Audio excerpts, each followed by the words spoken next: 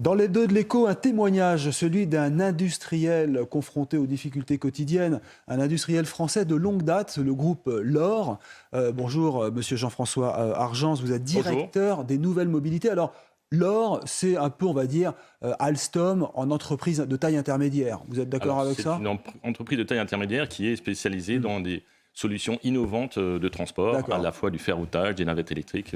On va en parler, innovation. Mais j'ai d'abord envie de savoir comment vous arrivez à passer toutes ces crises. Si on parle du Covid, des problèmes d'énergie, avec le coût de l'énergie, des matières premières, et puis maintenant le carburant, vous êtes un témoin vraiment des difficultés que rencontre un industriel au quotidien. Ah ben oui, je peux vous dire que les difficultés sont immédiates et frontales. L'augmentation du coût des matières premières, un wagon à produire, c'est 50 tonnes d'acier, donc on comprend bien que quand il passe de 600 € à peu près 2000 € la tonne, c'est des conséquences. 600 € à 2000 € la tonne. C'est à peu près en combien de temps ? un peu plus, en quelques mois. C'est vraiment très vite. Donc forcément, ça a des conséquences et ça nous oblige à être résilients, à être innovants, à anticiper nos réponses les plus possibles pour mieux les traverser. La question du coût, c'est ça, de production, le coût de revient, ça va augmenter vos tarifs, vos prix ? Forcément, ça fait partie de notre travail quotidien aujourd'hui de discuter avec nos clients, principaux clients en grand compte, d'expliquer qu'on ne peut évidemment pas rester aux tarifs antérieurs. Alors juste un mot sur le social actuellement, avec ce qui se passe dans les raffineries, le carburant. Vous aussi, vous êtes confronté à ces questions sur les salaires ? Alors, nous, chez L'Or, on a vraiment, depuis des dizaines d'années maintenant, maintenu un dialogue social extrêmement fort et extrêmement en grande proximité, notamment avec notre PDG fondateur, M. Robert Allard. Et ça nous a permis de traverser plusieurs crises avant, des crises du secteur automobile dans les années 2008, par exemple. Et ça nous permet aujourd'hui d'avoir un bon dialogue et d'avoir permis et d'anticiper. Et malgré la situation un peu difficile, on a quand même décidé en 2022 dans les accords salariaux d'augmenter de 3% les salaires de l'ensemble de nos collaborateurs. Voilà, mais c'est un début, parce qu'on parle d'inflation à 6%, voire peut-être 7%. Alors j'aimerais quand même savoir, un industriel comme vous, est-ce qu'il aurait été tenté à un moment de quitter la France ? Il faut préciser que vous êtes frontalier avec l'Allemagne. Quand vous comparez les coûts de production. Nous, c'est tout le contraire. On a notre principal outil industriel qui est assez important, qui fait 85 hectares, dont 10 hectares bâtis. Donc, c'est notre principal site de production pour l'Europe, dans lequel on réinvestit continuellement, notamment, puisqu'on parle d'énergie aujourd'hui, en cellules photovoltaïques. On va déployer ça de façon importante. C'est-à-dire que ce sont quoi, des wagons, des petits wagons, de la mobilité, c'est ça ? Ah, vous voulez les produits ? Oui, les produits. Les produits, il y a des wagons de ferroutage. Donc là, il s'agit de mettre des camions sur des rails. Donc, traverser, on a aujourd'hui 5 corridors, 5 lignes qui traversent la France. Donc, 40 camions d'un coup qui sont chargés sur des wagons plateformes. Sur des wagons plateformes, absolument, avec un système de chargement et de déchargement rapide.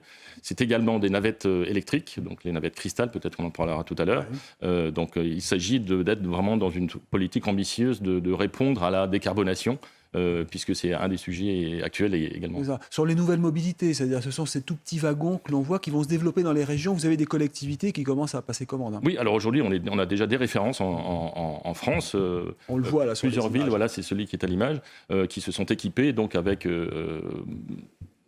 Notre ADN, c'est l'innovation. Donc, l'innovation de cette petite navette, c'est ce qu'on voit là. Ça, c'est pas ferroviaire. Ça, c'est sur les roues. Et puis, en fait, on a des activités certes un peu différentes, mais notre trait d'union, c'est les solutions de transport. Oui, c'est ça. Alors, je le disais, délocaliser. Vous n'avez jamais été tenté parce que vous innovez, c'est ça ? C'est du Made in France toujours Alors, c'est du Made in France, j'ai envie même de dire Made in Alsace, puisqu'on est installé, qui est quand même un territoire historique industriel.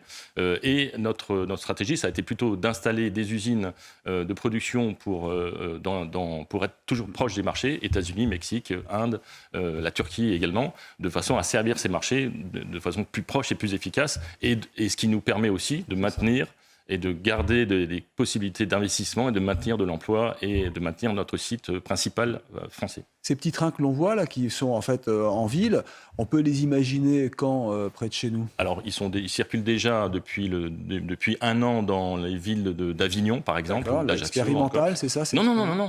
C'est déployé, c'est exploité de façon tout à fait... Et c'est électrique ? Tous les jours, et c'est 100% électrique. D'accord. Réindustrialiser la France, vous y croyez ? Moi, j'ai envie de dire, commençons par préserver l'industrie existante.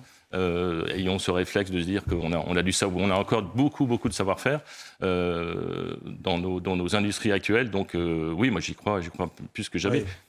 Mais encore une fois, notre mot d'ordre, nous, c'est l'innovation. On pense on est certain, c'est ça qui nous fait... Mais quelles seront les prochaines innovations dans le domaine ferroviaire ? Alors, dans le domaine ferroviaire, c'est ce qu'on voit à l'écran, c'est un petit train, un train très léger. Donc là, le mot d'ordre, c'est la frugalité, donc très léger, c'est-à-dire 10 tonnes à l'essieu, donc il n'est pas agressif sur la voie ferrée. Il est frugal aussi dans son coût de fonctionnement. Ça, c'est le Drésis, c'est ça ? Ici, ça s'appelle le Drésis, c'est un partenariat. Et on utilise les anciennes voies de chemin de fer. Et voilà, c'est ça, ce qu'on appelle les lignes fines de dessert du territoire. Qui sont... c'est révolutionnaire, ça, c'est formidable. Il y en a des centaines. C'est-à-dire toutes les lignes abandonnées vont être réutilisées ? Oui. Alors soit abandonnées, soit suspendues, soit encore exploitées, mais avec quelquefois du fret.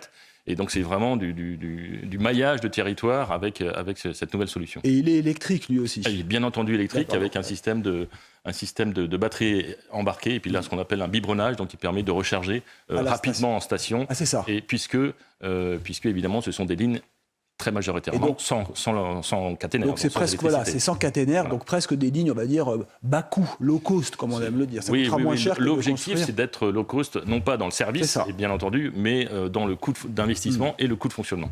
Très bien. Écoutez, c'est un beau témoignage. Donc vous restez en France, c'est une bonne nouvelle, avec de l'innovation. Merci infiniment. Donc le groupe LOR Industrie, c'est un fleuron français, on peut absolument, dire, absolument. Du ferroviaire et des mobilités. Merci beaucoup Jean-François Argens. Restez avec nous sur CNews. Merci à vous.